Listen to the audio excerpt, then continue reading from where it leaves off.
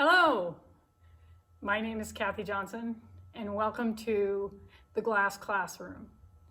I am going to have a series of classes in how to do stained glass.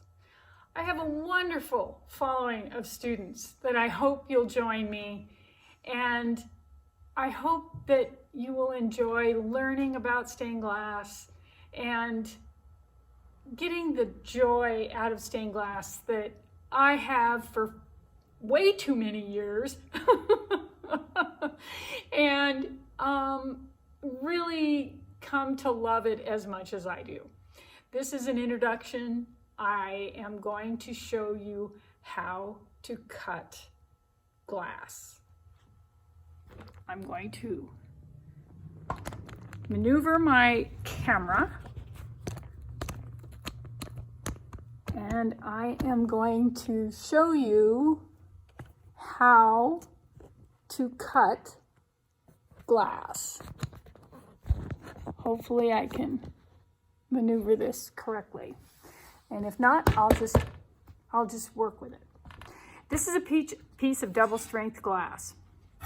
What I'm going to do is I am going to cut with a very used Toyo glass cutter, a pair of Pro breaking pliers. I really prefer breaking pliers over breaker grozers, and I will tell you that in a minute.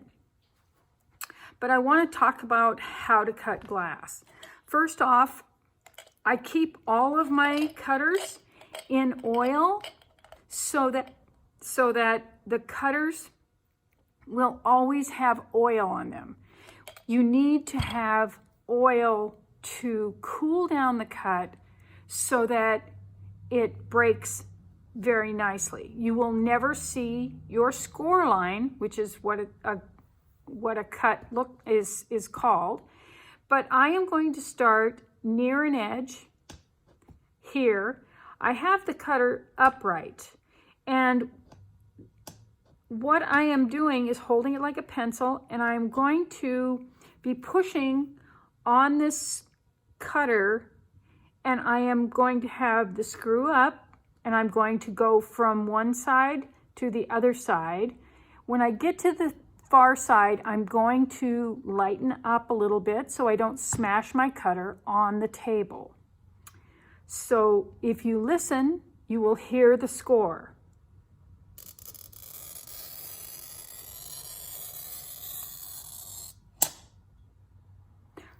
Perfect. This cut, which you cannot see, and I am going to break.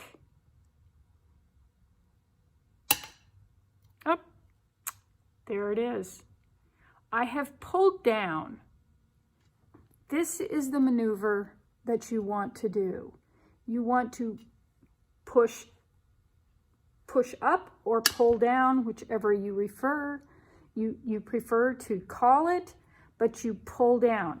My hands are together, and my hands are together so I will not cut myself. Glass is sharp.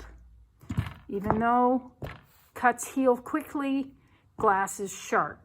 You do not want to cut yourself. Okay, I am going to cut a very hard cut. I've drawn on this piece of glass, and so I'm going to use the small black line that is on this Toyo cutter as my guide, and that will go right down the side of this black line. So I'm going to start here, and I have my thumb setting against the cutter. I am not pushing it. I am not using it. I'm only using it for a guide, but it is my preferred method. I also want to dip into the oil so that I have enough oil to go across this cut.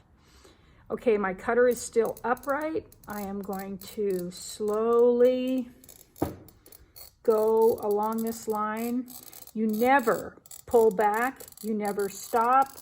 You can stop, but don't pull back. And then you keep going until you get to the end, and then lift. Okay, this is a very thin area. I'm going to support it with these breaking pliers and hopefully not. I've started the cut. I've started the break. Okay, I think you can see it. You can see that shining white line there on the glass. I'm not sure you can see it, but I think you can. What has happened is I've started to pull down, but I stopped prematurely. And the reason is because glass goes straight. Glass likes to break straight. I don't care what your texture is or what kind of glass you have, it will want to go straight. So this piece of glass is going to want to break straight across here, but my line has gone up here. I've started at this end, I've started the break. Now what I'm going to do is I'm going to take my breaking pliers, come directly across from that black line about 1/4 of an inch, and then I'm going to pull down again.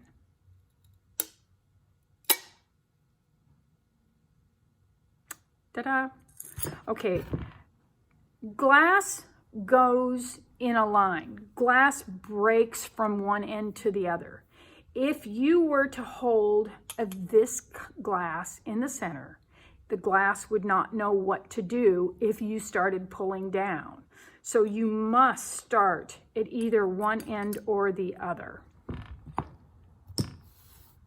Okay, I'm going to cut a few pieces just to show you how easy it is to cut glass. As long as you are cutting with oil and as long as you are making one score and not more than one score.